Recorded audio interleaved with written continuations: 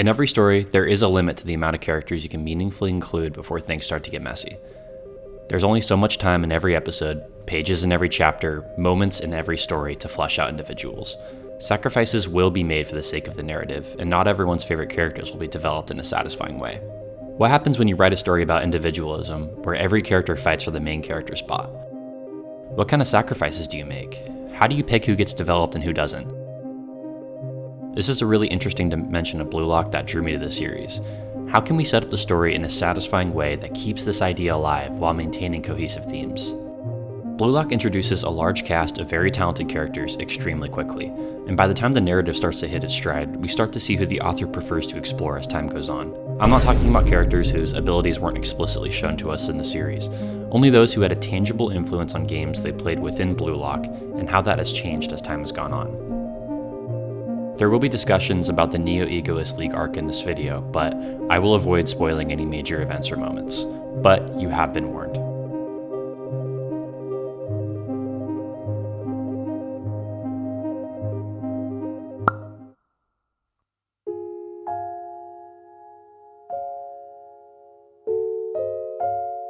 Before we get into it, I want to clarify something.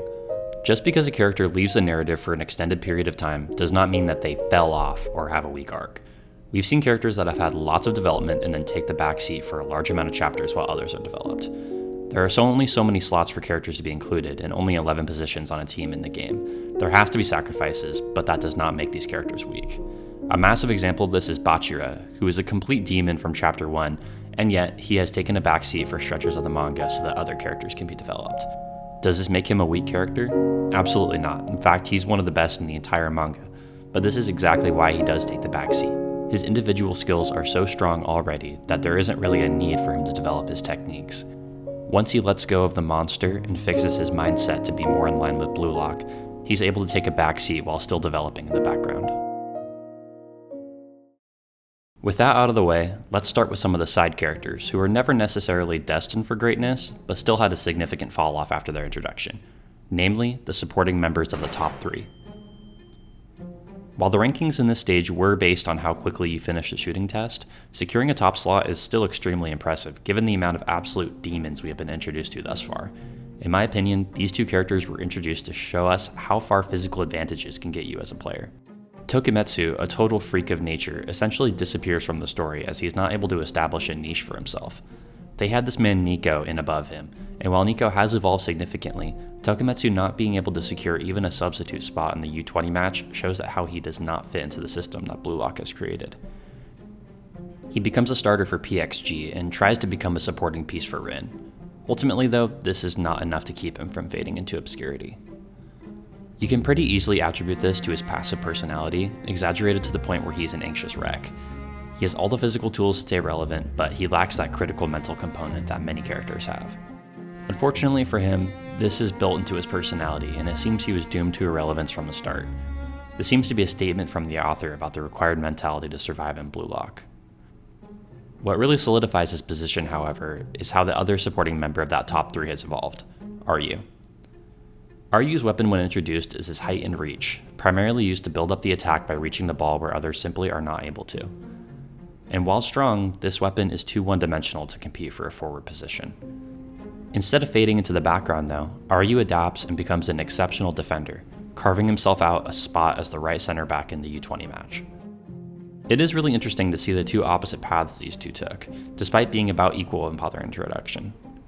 Ryu joins the Ubers team in the NEL, and while he isn't a dominant force in the offense, he fits incredibly well into their system and has some genuinely impactful plays in the match against Bastard Munchen.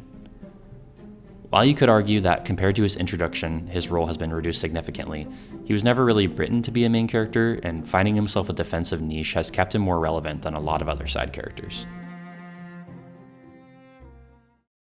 Next up is Blue Lock's silent ninja, Eita Otoya. Despite being number 4 in the Blue Lock ratings above Yukimiya, Nagi, and Bachira, as well as securing a starter spot in the U20 match, Otoya had a steep drop-off in performance after the 3rd selection. He scored 5 goals across the 3 matches he played, which is tied for 3rd most with Nagi and Karasu also having 5.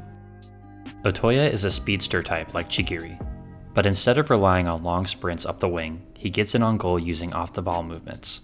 This was enough to catch Rin off guard in their first match and showed to be incredibly reliable through the first 3 selections. That success did not translate to the U20 match, as he was subbed off for Barrow without scoring or assisting in any goals. His toolset would lead you to believe that the less you notice him, the larger his impact, but he was not able to convert that into any goals throughout the match. In the NEL, Otoya joins the Barca Club, a team that emphasizes creativity and dribbling. This is a perfect fit for him, giving him the opportunity to develop his game and make a larger impact. He does well in the system, scoring twice and assisting on 1 goal. Normally, I would not consider this a fall off, but given that he was ranked 4th in Blue Lock over Bachira, who scored 5 times with 2 assists, it is a noticeable drop off in performance. Overall, this does fit well into his Silent Ninja archetype, but it is disappointing to see him fade into the background once Blue Lock entered the world stage.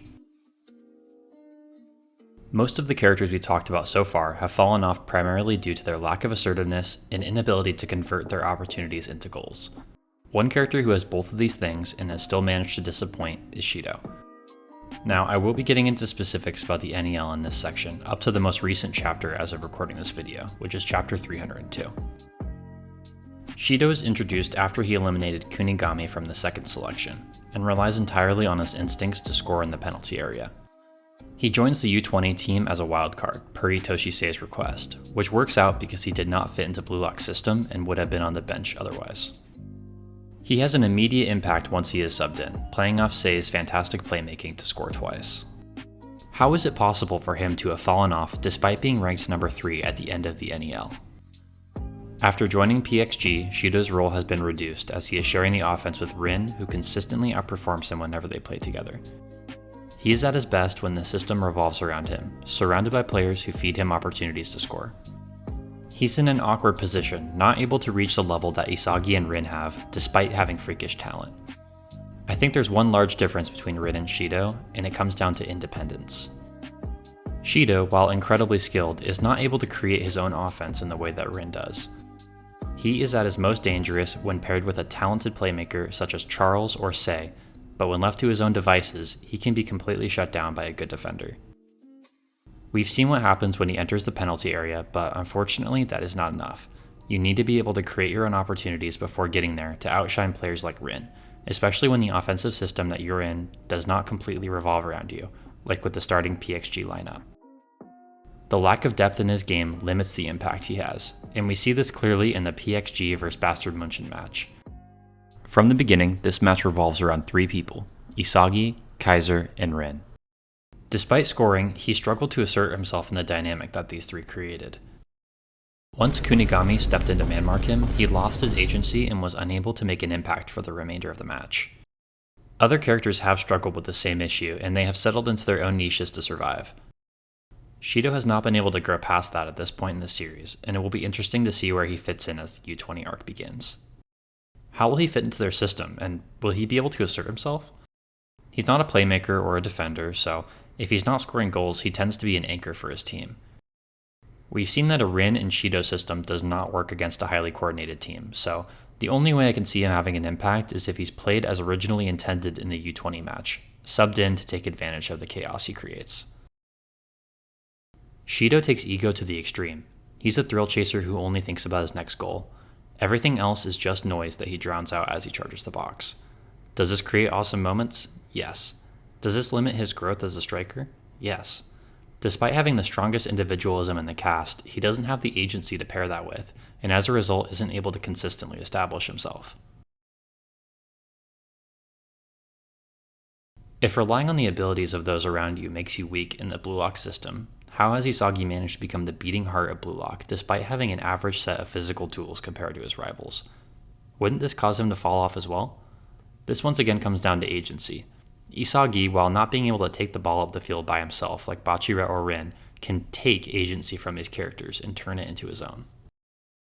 Isagi has been described as having the charisma to draw out the potential from players around him, and to use them to create his own opportunities. This has taken the form of personal relationships as well as moments of awakening where Isagi is the only one to recognize it before it happens. He does this with Bachira, Rin, and even Ness in the PXG match. The agency to make your own choices and the eyes to recognize the changing field over the course of a match.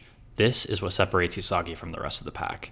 We've seen time and again his ability to adapt in the moment to make his own opportunities, and that is why he's able to assert himself against those who have specialized physical or mental abilities. So, what's the point of this video?